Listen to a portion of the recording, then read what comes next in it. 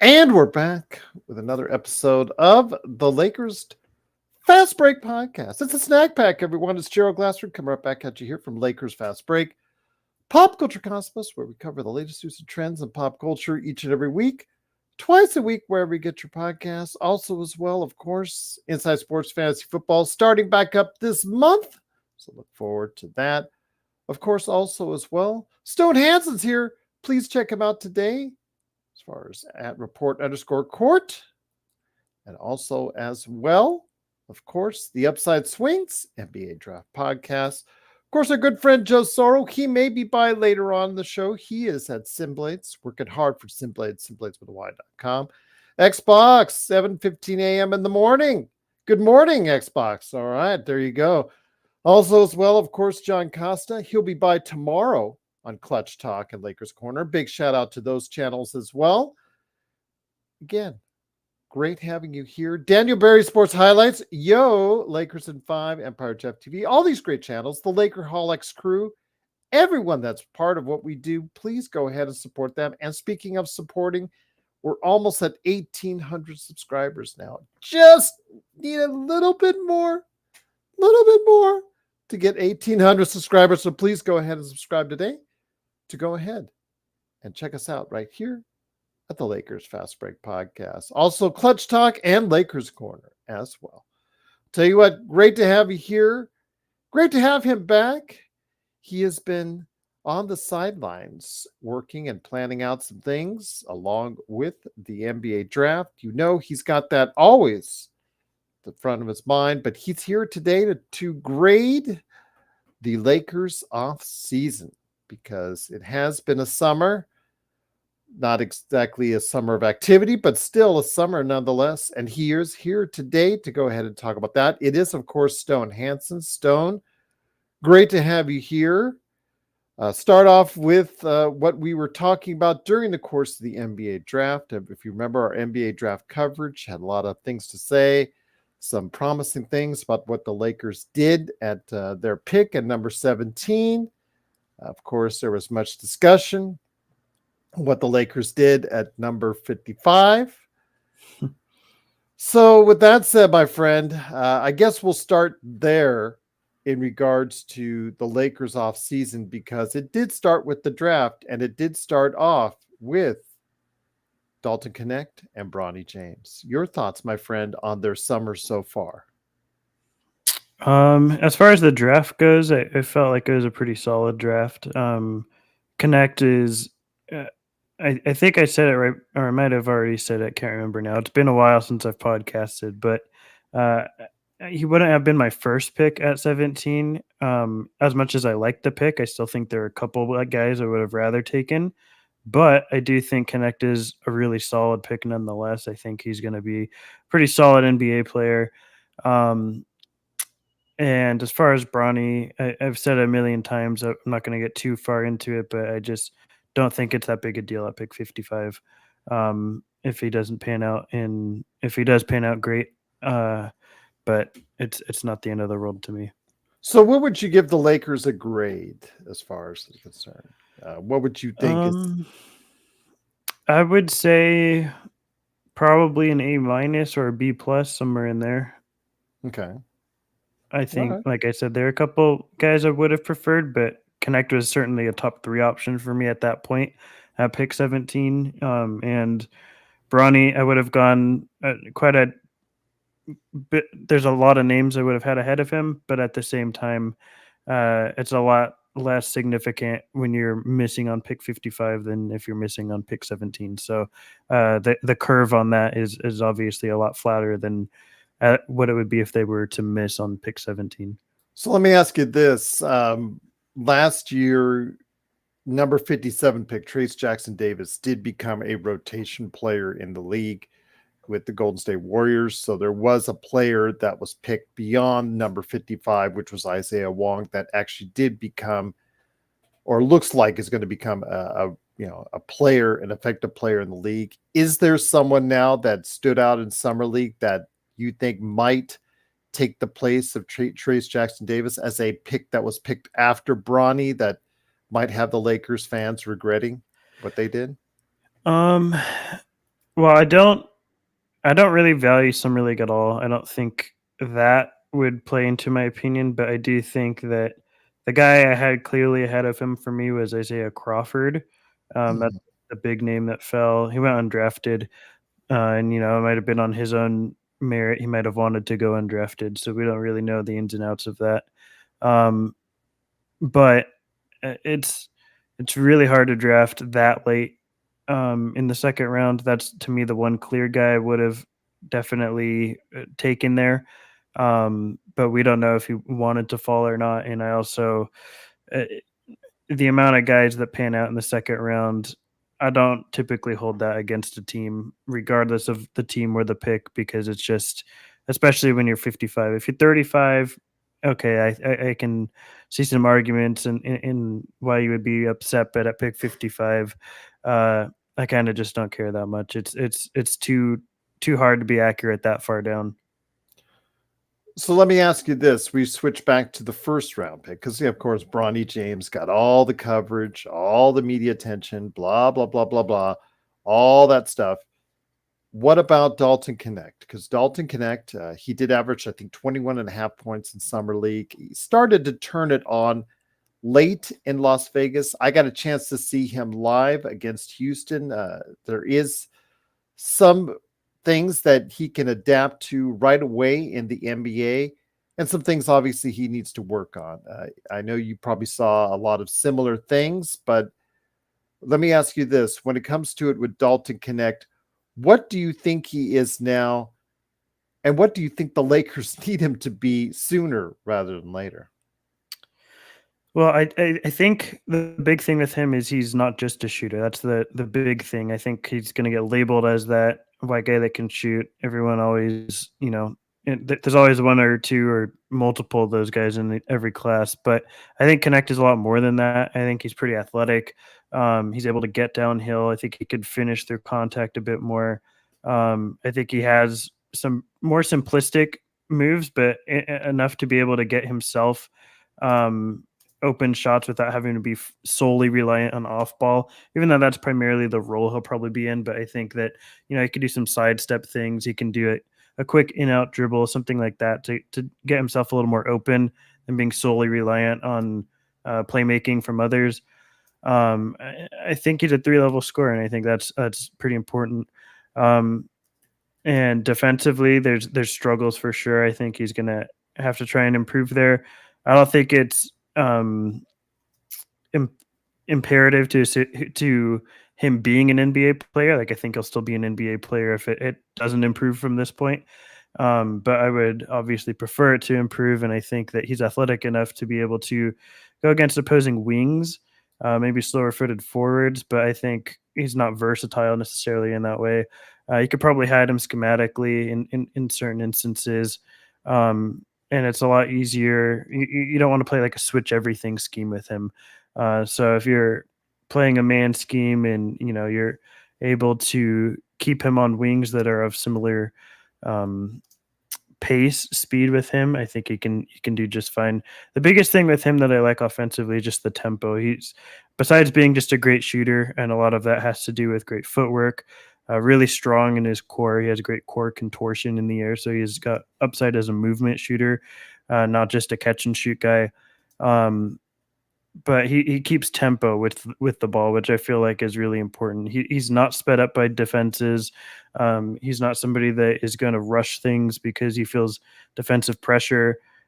He's not the best ball handler, but if he feels the defensive pressure and he can't get around that, he's going to make the pass out of that. Um, so he's not a great playmaker, but he's also not going to force much, which I feel like is a big thing with him, and why I liked him so much. As for what he does with the Lakers the first year, I I don't like putting my faith in rookies to be make a team successful because you're a rookie and it's just maybe 2 to 3 of those guys per year do that. Um, but I think that he should be a part of the rotation. He might not even be the first month or so in or maybe in the first 2 months in his NBA career, but I think over the course of the season he'll get to that point, and he should be at that point in my opinion. And I think it could be like a nice scorer, shooter off the bench. that hopefully, gets more comfortable and comes into his own as the season progresses. Once again, it is Stone Hansen. He is back at report_court on Twitter, and the Upside Swings NBA Draft Podcast is me, Gerald Glassford. Thanks again for watching, listening. Truly appreciate you doing so.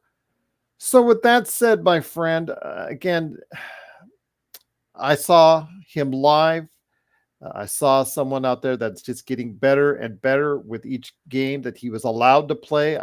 2 times, though, irritated me. They load managed him in Summer League twice, which was so irritating. But when he got a chance to get out there and play, he did show me a lot, especially when he goes there, the maturity that he has for someone when he's out there. It was really encouraging to see both on and off the court. Some things I saw off the court after the game, how he interacted with people, how he interacted with fans, just at a mature level, I was very impressed by. But again, on the court, like you said, serviceable playmaker, somebody who can play a much better for you off the ball, but can do some things. And obviously a lot is dependent on his stroke, which seems his form is really good from what I'm seeing.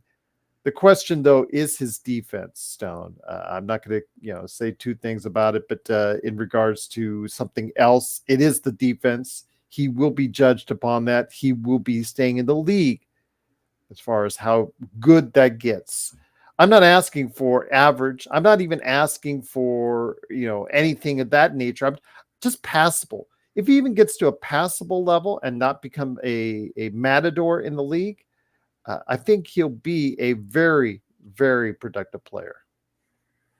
Yeah, I think even without that, he'll be productive, but I think he can be all the more, productive and sustainable on the court with that.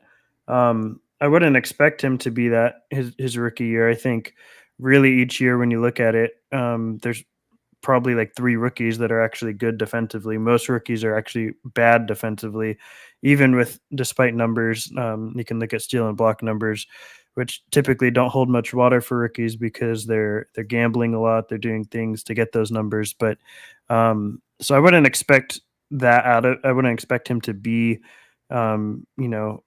anything but probably bad defensively, quite honestly, his first year. But the things you look for as the season goes on, that he's improving, and maybe he's making less of the mistakes less consistently as the season goes on. But I wouldn't expect him to be anything really but bad his first year. And that's just to be expected with any rookie, quite honestly. How will that affect the Lakers? I mean, because obviously this is a team with LeBron and AD. They're now in their 30s. LeBron is going to be 40. They need players that will win now. And we'll get into some of the other things that they did.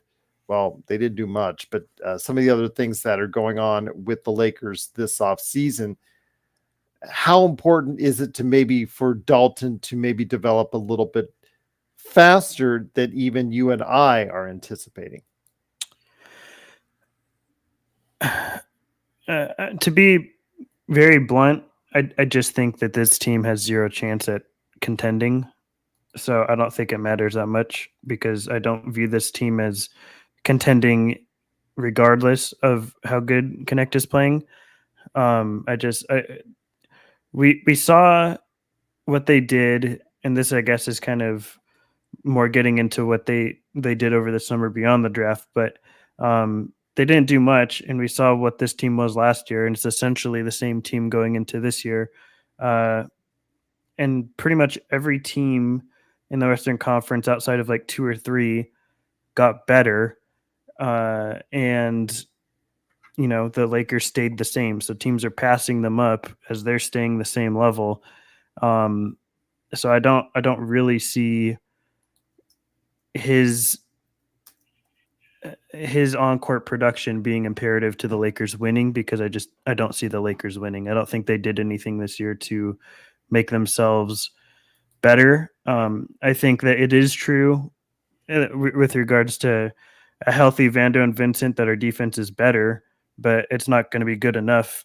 And I think that JJ Redick will be a better coach than him. I don't know how much better, but you can't get worse than him.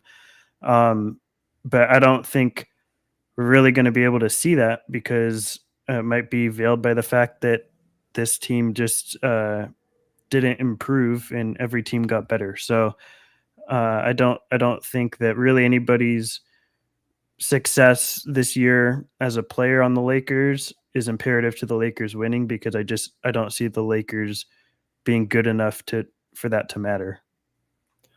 When it comes to Dalton Connect, again, I think that if a best case scenario is if he, and by the way, Joe, yes, we are focusing on his defense because how good his defense is will keep him on the court. And you know this as well as we do as well. So Joe will be on here, blah, blah, blahing here, I'm sure, in a bit. But when it comes right down to it, he is in a fight for minutes right away against Max Christie, who returned on a 4-year, $32 million contract.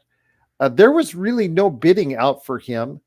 Nobody was really interested in the service. Seems like the Lakers were bidding against themselves to retain him as a restricted free agent and did so at $8 million per year. And over the course of time, that contract gets cheaper, but this is someone who both you, Joe, and others have said is not an NBA player. I said he'll probably eventually, your thoughts on this as far as the competition for shooting guard, because I think eventually we're going to have to realize and come to grips with the fact that Austin Reeves is probably best coming off the bench as your sixth man.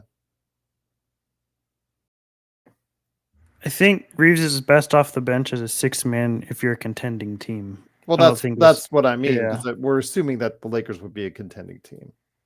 But I don't think they're anywhere close. Even, most of the teams in the Western Conference, this is not a contending team, and I think Reeves has to start because there's not really anybody else that can at his shooting guard position. At the fifth position that's open as small forward, I think is probably the most up in the air. I think it's probably Ruiz to lose for over the course of the season. I think he'll probably lock that up, and I think we'll see a much more consistent starting five than we have for the last several seasons, quite honestly, unless injuries come up, which is quite possible with this team. But I think he's got he provides this, Connect provides a skill set that we have a limited amount of, which is not just being a floor spacer, but also somebody that can actually do a little bit with the ball.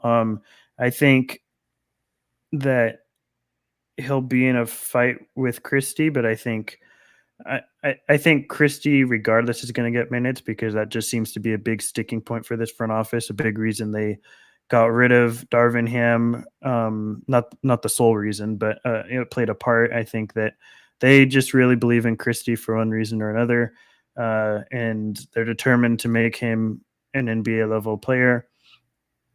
$8 million a year to me doesn't bother me, but it's, to me, and again, this team is not. It'd bother me a lot more if this team was actually contending for a championship, but they're not.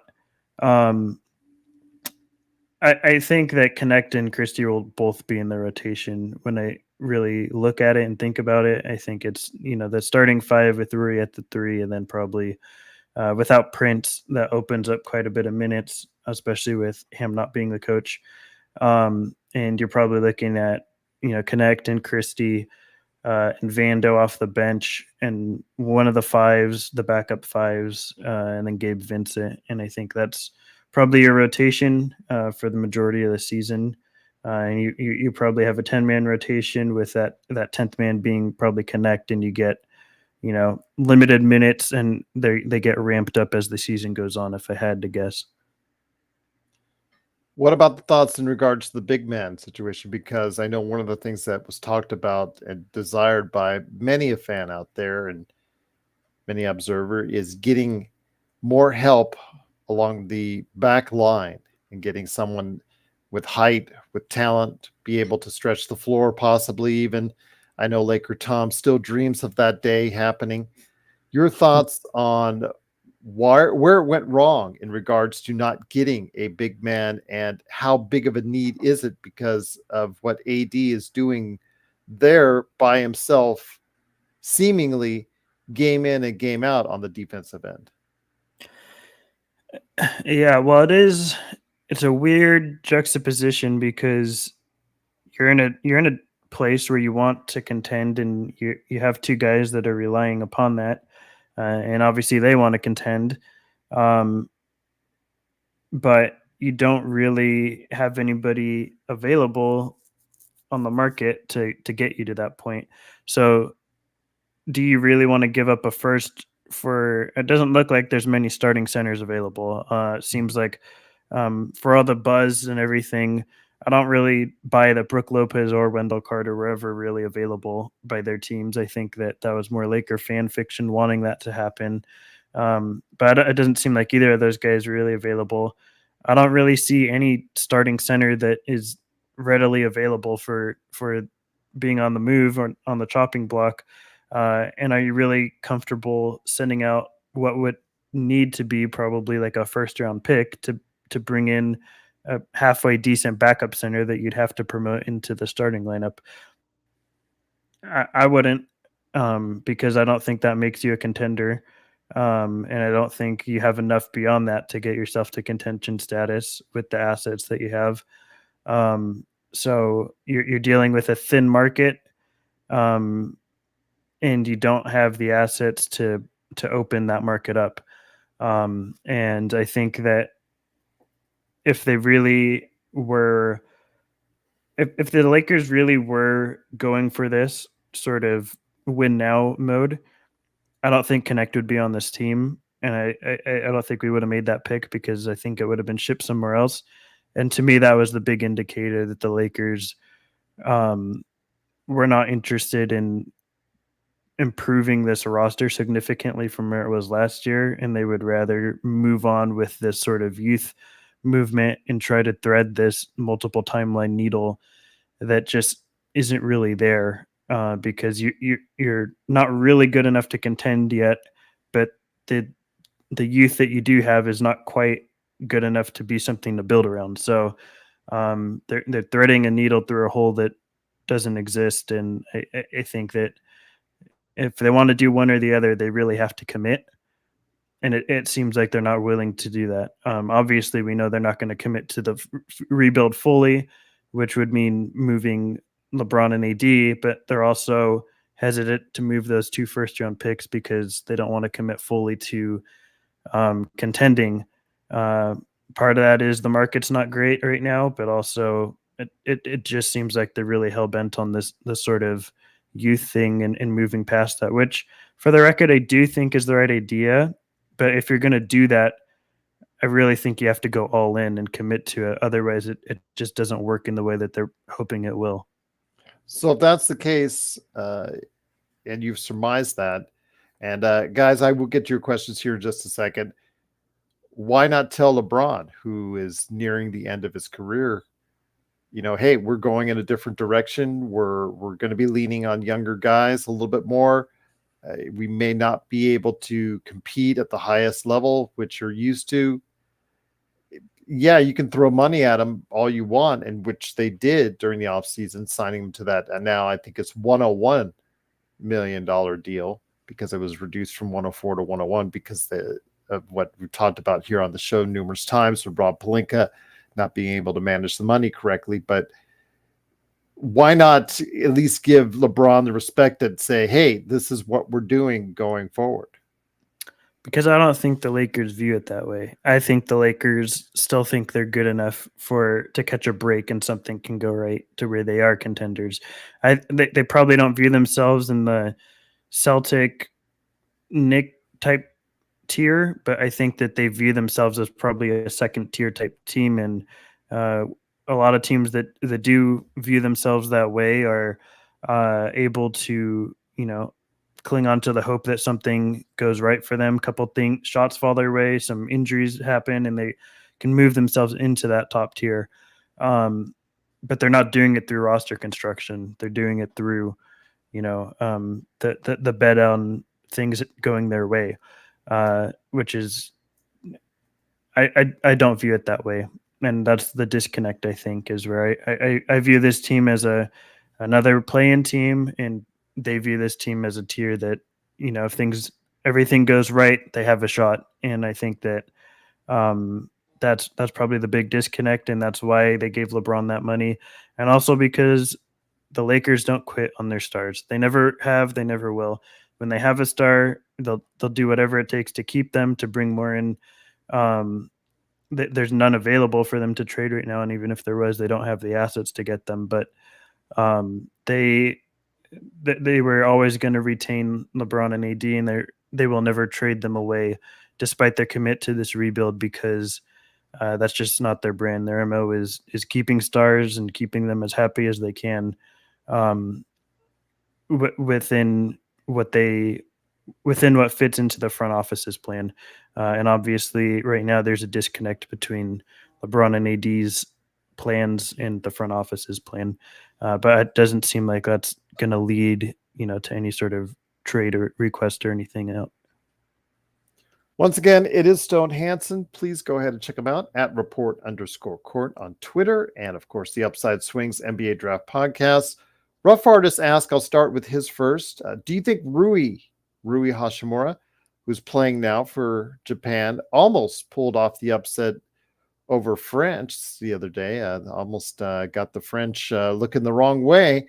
Took Victor Wembanyama to go ahead and close it out for them. But do you think Rui will have the same slump Reeves suffered from playing off-season ball as Reeves did when he played for FIBA last season?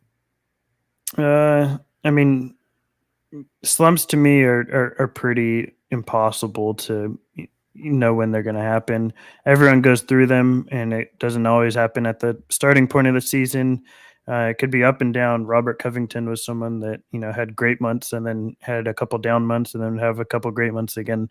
You really never can predict a slump or anything, and players can't either.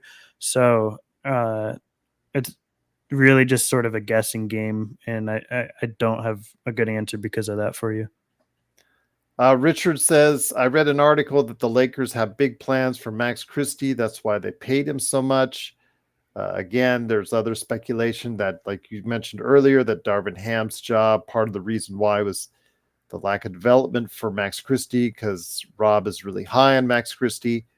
He spent a lot of money in trying to get him in the first place, and now has spent a lot of money to keep him for 4 years. Do you think at this point he will be starting at some point in time this season? Maybe. I mean, I along with slumps, you can't predict injuries, so that would be, in my opinion, the only reason he would start would be a couple of injuries that occur, and maybe some. And the other thing too is, I guess when you sort of look at it, like the guard depth is not that great for the Lakers. If Reeves were to go down, it probably would be either Christie or Gabe Vincent, one of those guys. So or D'Lo for that matter. If one of those two starting guards we have goes down, it'll probably be Christie or Vincent. So I think there is a decent chance at some point he starts just because of injuries. But if we're talking about a fully healthy roster that's available, I don't really see Christie out playing any of the starting predicted five. JY says, Stone, why does LeBron continue to play if he's not competing for championships? Brady played into his 40s for championships. Once he wasn't competing anymore, he retired. Why? Well, a part of the reason, I guess, of course, is his son's playing on the team, but I mean, that's a matter of competing. Yeah, not everything is competing for athletes. There's a multitude of reasons. I mean, money is a big. When you're making $50 million a year, it's hard to walk away from that and just say, "All right, I'm done with that." So I mean, that's part of it. His son, obviously, like Gerald mentioned, maybe very good chance if you've played for 20 years, you just love the game. So that's probably part of it. You're in LA already, your family's there. You live there, you spend your whole time there. So, why not spend the amount of time that you have while you can? And, this is someone who could play another 5 years if he wanted, probably in the NBA. And so if he enjoys playing basketball and the money's coming in, and he can play with the son, which he seems to really value, those are all reasons that uh, are outside of contending for a championship that he will probably look at. And the other thing is, again, I view them as not contending as a championship. I'm not sure LeBron views it that way. I think the Lakers view themselves pretty highly, but I don't know how LeBron views it. But there's a good chance he views that team as better than I do. So just because my opinion is they're not contending doesn't necessarily mean that applies to LeBron. What are your thoughts on as far as the backups, the rotation? You talked about possible 10-man rotation. Does it concern you at all? We're still having the same depth issues that we had the previous 2 seasons. Yeah, again, I mean, this is not a contending team to me. This is a 10th seed, maybe an 11th seed. Maybe we're probably having the same conversation we had last year in the final couple weeks where we're questioning every game whether this team even makes the play-in.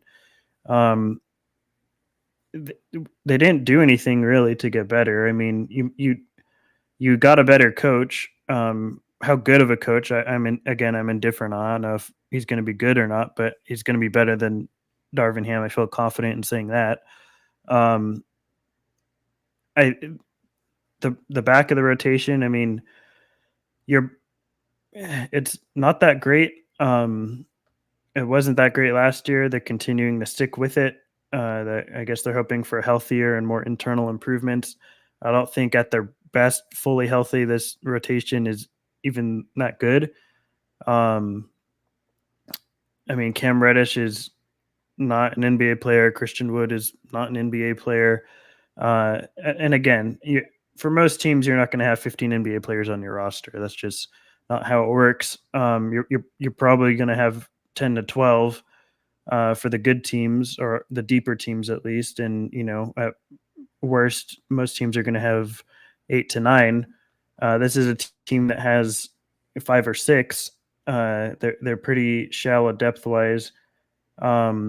I think Vincent and Vando are going to help quite a bit defensively, but it just you need more scoring on this team. You need more shooting on this team. Neither of those guys really provide that. Hayes is not an NBA player. Hood-Schifino is not an NBA player.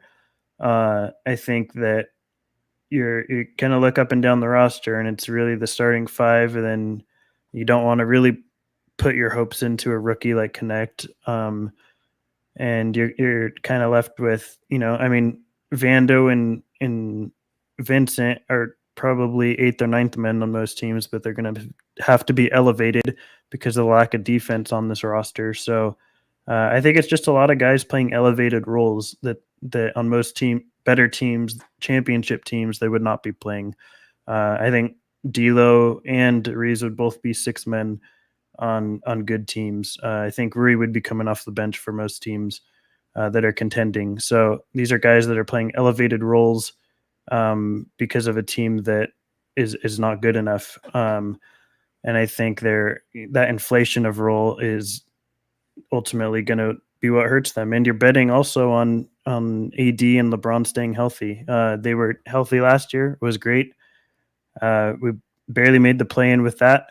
And now you're hoping that they're just as healthy this year while they're a year older and coming off of the USA Olympic team. So you are betting on guys that are older, and each year counts when you're at this age, at least for LeBron, who have played a lot of basketball over the past year.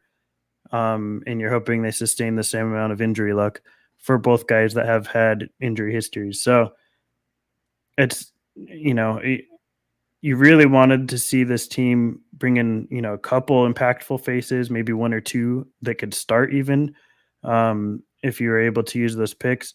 I don't really know how available anybody is on this market, and I also am not sure how hard the Lakers are even really trying. So it seems like they would rather just keep with this internal improvement stuff, and it's not a team that is going to go very far. Joining us now is the legend indeed. It is, of course, Joe Sorrell from Simblades. He's simblading right now. Joe, you're here with Stone Hansen. Sounds like you want to go ahead and let us know something. Go ahead, my friend. Yeah, there was a question about Dalton Connect starting this year, and I wanted to answer it quickly. If barring an injury where he has to start, if he ends up starting, then it would likely be the official stamp that they're not going to contend, possibly not even get in the playoffs. So that's an answer to that question. Connect would have to be he would have to go to a level where everyone just looks at themselves and goes, how the hell did we miss this? And that would include him maybe dropping 15, 16 points a game, something like that. And more importantly is him doing that within the flow of an offense run by LeBron James and playing off of Anthony Davis. It's that's even harder for a rookie to do that right out the gate. You would think it'd be easier because you got two legendary vets still either in their prime or a little bit out of their prime, but the NBA has become more complicated. Its schemes have been more analytical and all those things. So, and of course, everything's a 3-point shot these days. And if you can't compete with that on both sides of the court, you're not gonna. You're usually not gonna get. You're not gonna be successful. So that's the answer to that. As far as what Stones has been discussing with you all, Stone has a much more somber delivery. So it tends to, it's almost like a lullaby to a child. Or I would say it's a slow death or a comfortable death. Sorry, a comfortable death. Whereas some of us here the last month or so we've just been, stabbing you in the heart, in the face, the ear. That's just, I think it's just much easier to do it that way, at least for me. I mean, I'll come out and say there's a 0% chance the Lakers win a championship this year. Yeah. 0. Yeah. And anyone who doesn't think so or knows so is in denial. And the positivity factor in that is it's nice, but it's also comical. And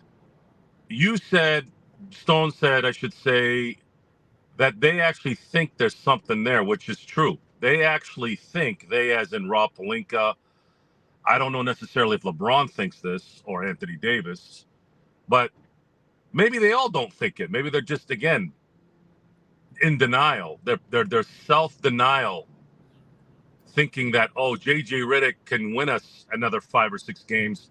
And if they had won 5 more games last year, they would have been a 4 seed. I really believe that's what they think is going to happen here. The problem is 2024, 2025 is not 2023, 2024. So if they're actually even thinking that, then it's just more evidence that these guys have no business running in sports. Anything, actually. I told you guys, I wouldn't have Rob running a lemonade stand.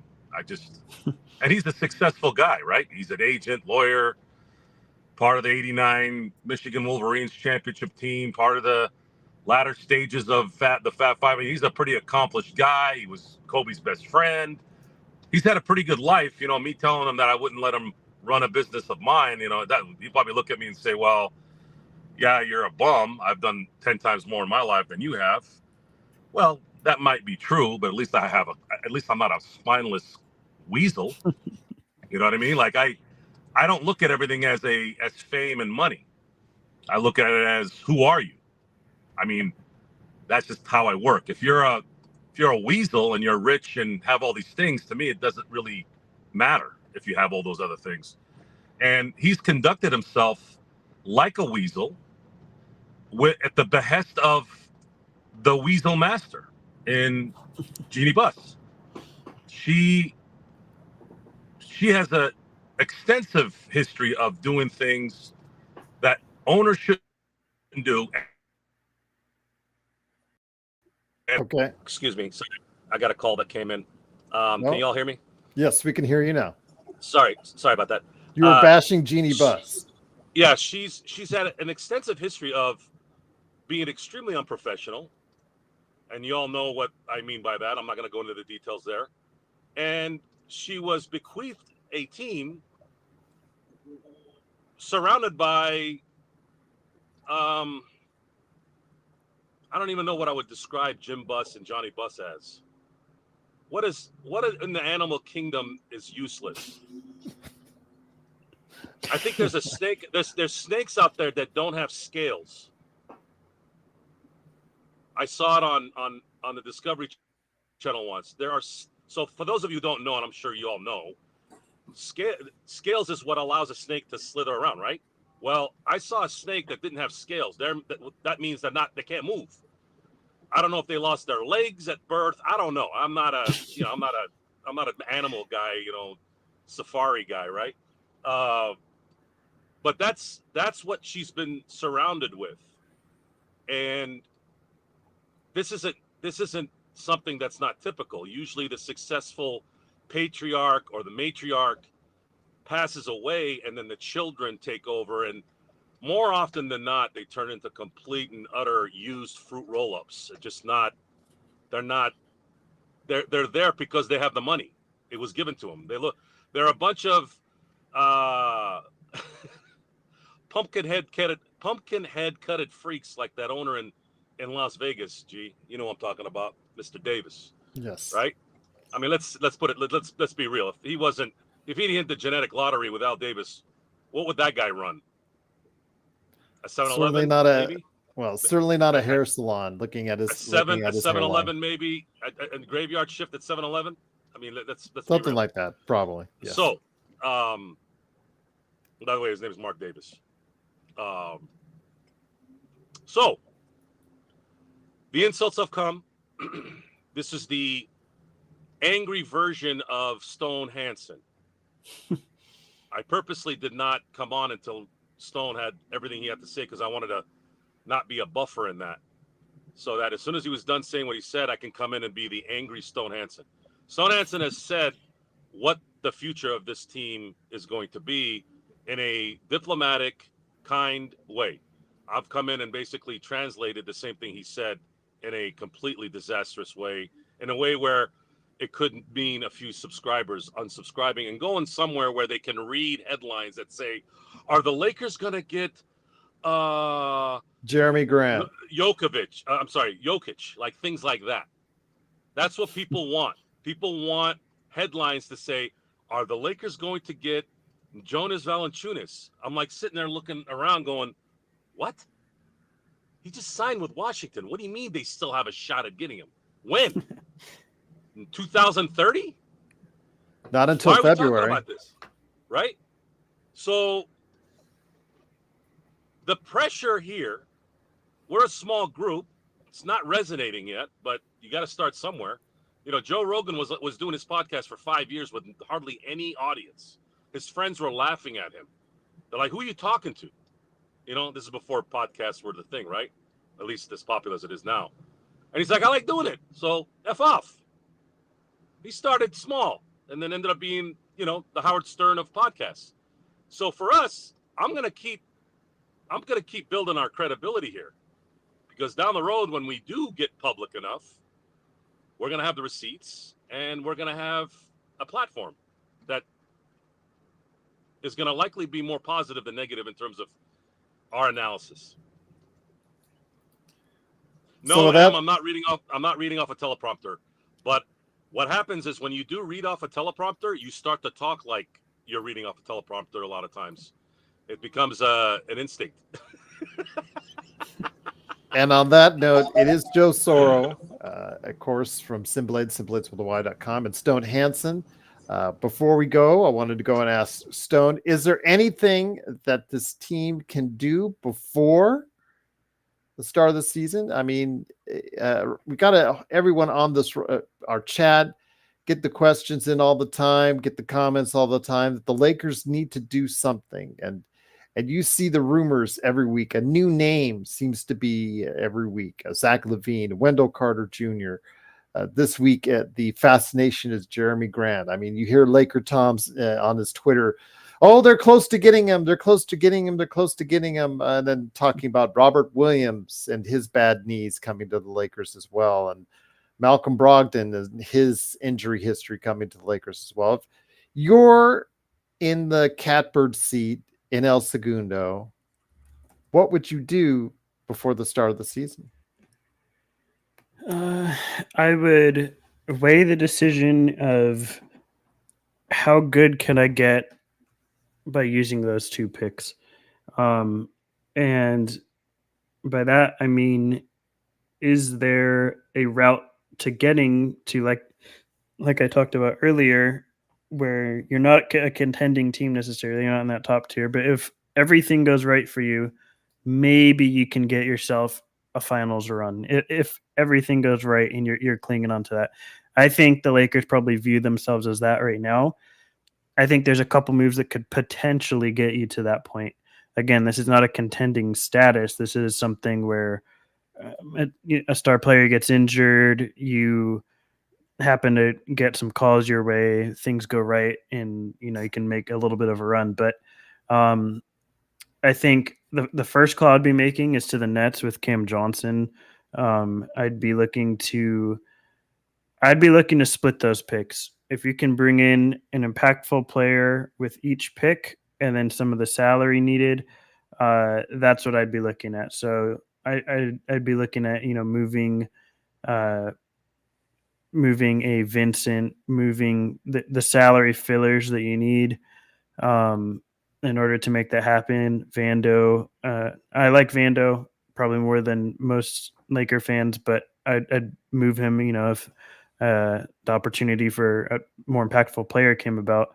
And so I'd be looking at Cam Johnson with some salary filler in a first-round pick to see if he could do that.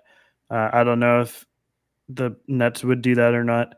And then I would be looking at another player that most likely a center of the Wendell Carter Jr. type level of player. I don't think Wendell is really available, but a player of that sort of level, like maybe like a low end starter, what is perceived as a low end starter, and try and get a center with your other first round pick and some other salary filler. And I think you have Cam Johnson as your solid 3, and then you can, or maybe even 2, and then you could bring in a center in the lineup. And you have, a center and a shooter who can space the floor, who's a good team defender, if not always the best on-ball defender, in Cam Johnson. So I think that team is improved from last year, makes your team better, is a team that probably has a decent shot at getting into the playoffs, and maybe you can avoid the play-in. And then, like I said, if things really break right for you, you have some sort of a shot at a run. But I'd be weighing that out as to, is that really something we want to spend first round picks on if we're actually committed to planning beyond this team for the future? I would probably lean yes, because you only have one shot at it with these 2 guys. You only get them once in a lifetime, and I'd go for it because they're not going to be moving those players. So that's what I'd be looking on. I'd be avoiding Jeremy Grant at all costs. Would not trade for him. Would not trade any first round pick for him, let alone 2. That's a contract I'd be wanting picks back for, which is not going to happen. But because it's so bad, and I don't really care that on-court production that he provides, because it's that bad of a contract. And the other thing I would say is I'd be. If the team stays as currently constructed, this team makes no more moves, I'd want the Lakers to play Max Christie and connect, and Castleton and Bronny. Give me all the young guys and play them over guys like Christian Wood, Jackson Hayes, that players that make no impact. These Cam Reddish. I want to see these younger guys play more, because you already know that you have guys that are not NBA players. They've been in the league 5, 6, 7 years, haven't done anything. It makes more sense to play these young guys, even if you don't like them, that you have spent more recent resources on, to give them more run if this team is not going to be going anywhere as a championship. So I'd rather see the young guys get playing time than the end of the bench guys that have been in the league and have proven themselves to never make it anywhere. And I'd rather see that, because you already know that you're not going to win a championship with this roster. So I'd rather just see the young guys get playing time. But if I was really going for a championship, I'd be leaning towards the low end starter and Cam Johnson as the upgrades. Do you see something similar, Joe? As far as getting players, Mm-hmm. I agree with. I think it's kind of comical that Portland has actually got the gall to ask for picks for that top 5 terrible contract. I'm just baffled by the fact that there's even. It's all lies. It's just somebody leaking garbage. But if Portland really actually thinks that somebody's going to give them picks for that player and contract, and if somebody does, then they should be fired. And if they actually think that they can get that, then they actually should be fired too. I wouldn't give them I'd get them maybe 1 second round pick. That's about it. But first round, not even one. Sorry. No way. There's just no way that's gonna be possible. The only way you trade 1 or 2 of those things is for a fact that you're going to be able to continue to field more depth on this team between now and, let's say, the deadline, and that player likely becomes the 3rd best player without a doubt coming in. Who is that? I don't know. Cam Johnson's, I don't know. I really don't know. There's nothing out there that has tickled my fancy yet.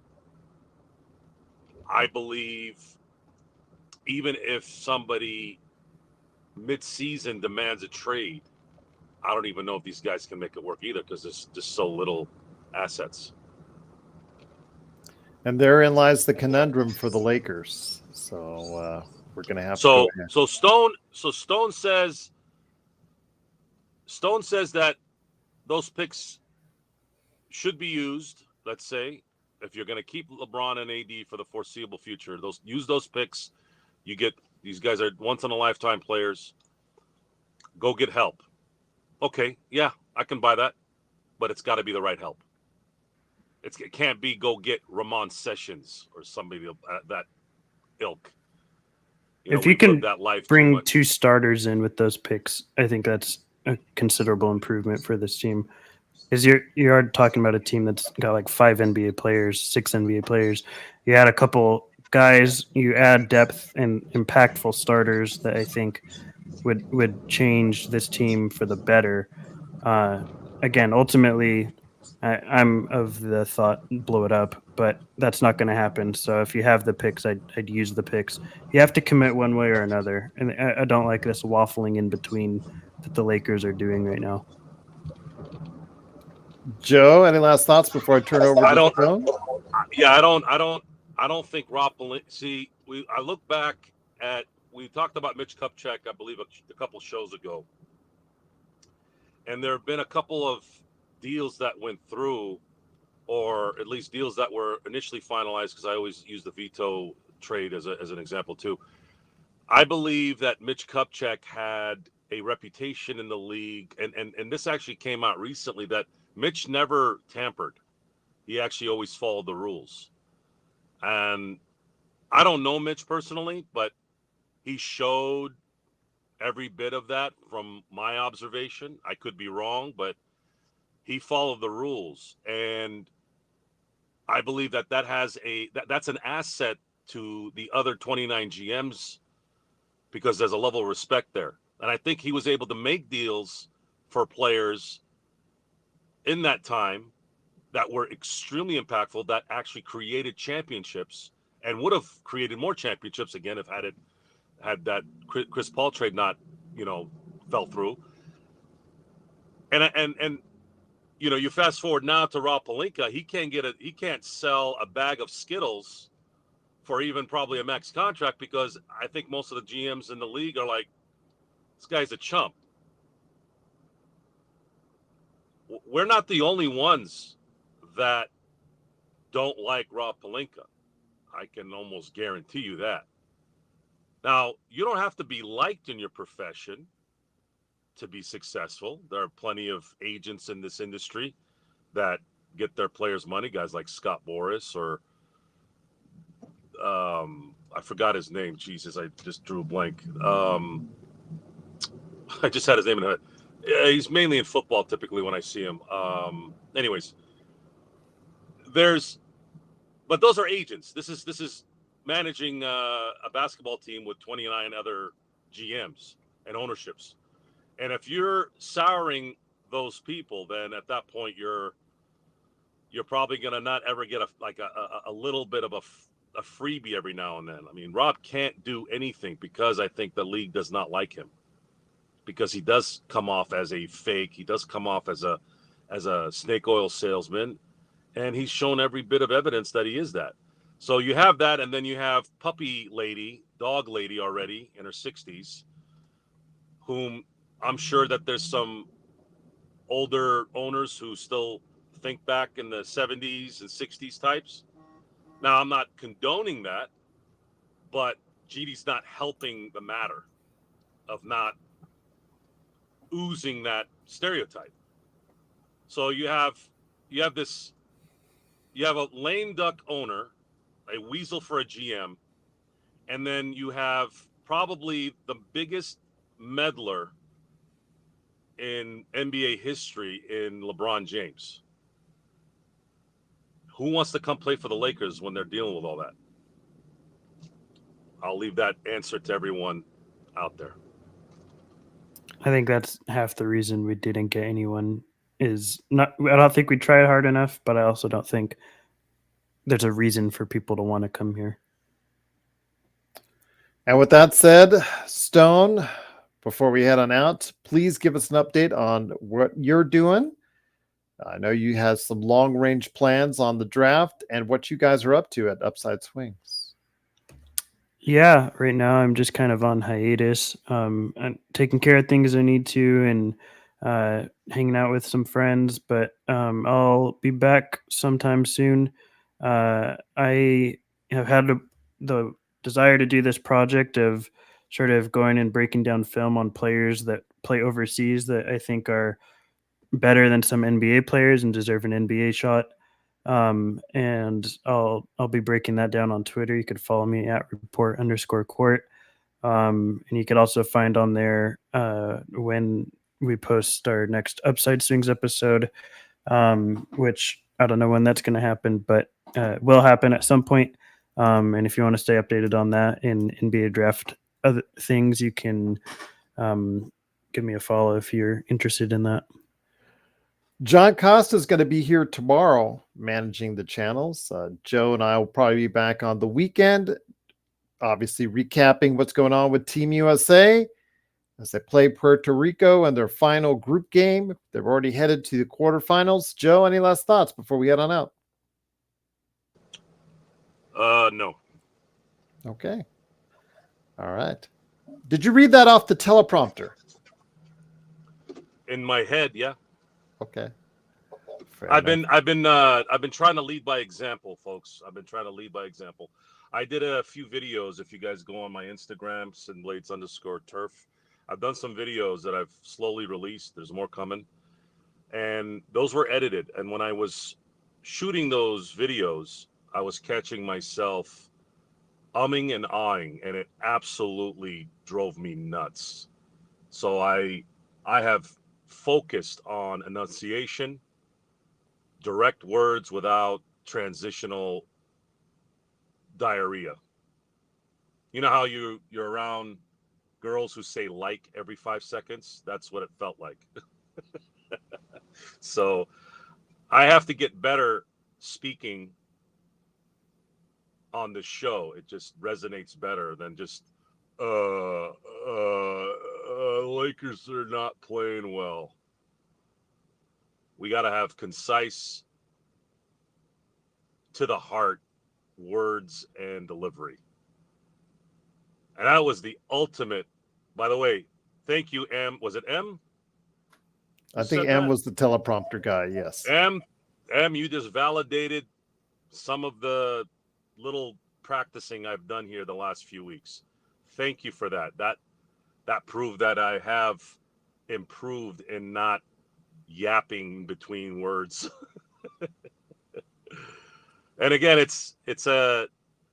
I feel like I keep repeating myself with this, but as new audience members come in, they need to hear it as well.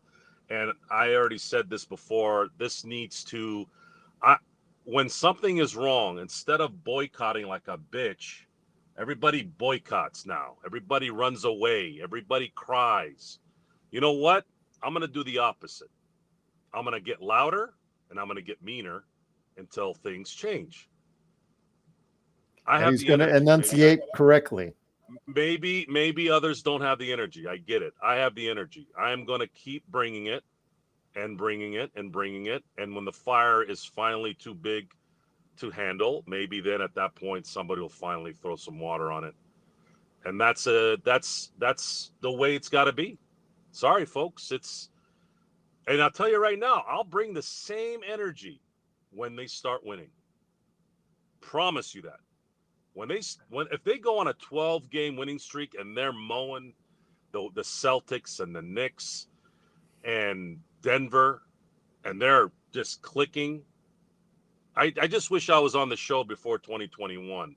I was running game to friends and people who were talking about whatever, running game, and that you guys ain't stopping. I mean, the Lakers were 38-9 at one point in 2019, 2020. They were 38-9, and they hadn't even hit their stride yet. I'm like, you guys haven't even seen anything yet. This team has just gotten together. And I remember a week in, Anthony Davis was already dubbed Defensive Player of the Year.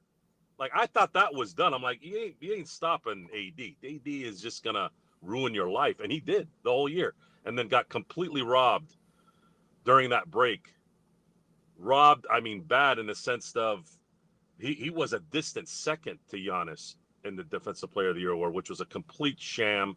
He should have won it that year. Other than maybe 2017, you can say 2020 was his best season ever in his career.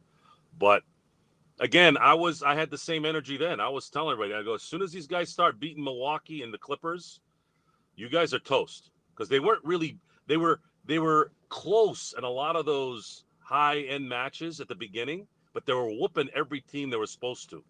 But once they got it together, like in February, March, they started beating those teams.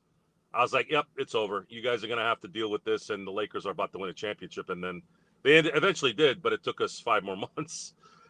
So that's that. I just wish I had some documentation on the show with that, because I know people think that I'm probably sitting around just looking at dirty windows at buildings and saying these guys should be fired for having dirty windows. No, I don't think like that. My anger is more towards the fakeness and the inadequacy of leadership on this team. I don't like Rob Pelinka. I don't like his personality. I don't like Jeannie Buss's personality. And I have reasons to. I have 3 letters that I can throw out there that we keep bringing up. That kind of stuff tells you a lot about who those people are. It's been built. It's not something that happened overnight. A lot of it doesn't really have to do with the Lakers in a way. But it does make sense why this team is so leaderless. It's because of those personalities. When the going got tough, a rich owner decided to do what broke business people do, which is try to get help from the government. That tells you a lot about who a person is. And then when Magic Johnson steps out of a room and says, I got backstabbed, Magic Johnson, to me, granted he's got some deficiencies, Magic Johnson to me is one of the bright lights of this world. This guy took HIV and he took it and he threw it in the garbage. And he's beloved because he's a spirit that lights up everything. Great smile and makes everybody's happy when you're around Magic. Why is Magic saying this guy backstabbed me? There's merit there, guys. There is merit there. That's where that stuff comes from. It's like my wife, for example. My wife has been angry twice around my friends, just twice in the 16 plus years I've been married. And I remember it distinctively. Everybody freaked. They're like, what the hell happened? Who hurt her? It wasn't, oh, well, Stacy's angry? What the hell? Where are they? Who is it? So we've gotten this evidence over a few years. It's not just something that just started because the Lakers have sucked the last 2 years. No, this has been a long line here. And I know I didn't have a button on this, but again, sometimes you got to go with the flow. But in the end, we're going to keep following this. And if they continue to do nothing, we're going to keep bringing the thunder to them. That is a fact. And I don't care. I don't care if you like it or not, or do like it. It's going to happen. Agreed. But I think I asked you any last thoughts before we head on out, and you said no. Yeah, I was going to say, I thought I said no, but then you pried it out of me. No, for real, guys. Thank you for having me on the show. Stone, I don't give a damn. You need to be on the show more. I don't want to hear any more excuses. Get your ass on the show. You notice I came out disjointed there because of his connection, but I think he said you need to be on the show a little bit more, Stone. I heard it. I'll be on as time goes on. I'll be on more. All right. Fair enough indeed. It is Stone Hansen at report_court on Twitter. And of course, the Upside Swings NBA Draft Podcast. Joe Soros, Simblades with a Y.com. John Costa's on tomorrow. He's taken over the channel, Clutch Talk and Lakers Corner. Big shout out to those channels as well. Please like and subscribe to get the latest notifications on when we go live on the air. I did get a notice that Jamie Sweet is going to try and negotiate a Lakerholics episode this weekend. And of course, we'll give you a Team USA recap, all the stuff that goes on, plus NBA team recaps. I am going to start reaching out. We are going to start interviewing people from all around the country in regards to the teams that are out there in the NBA and get team previews for all of them. Plus, we'll give you the latest news and notes always on the Lakers right here at the Lakers Fast Break Podcast.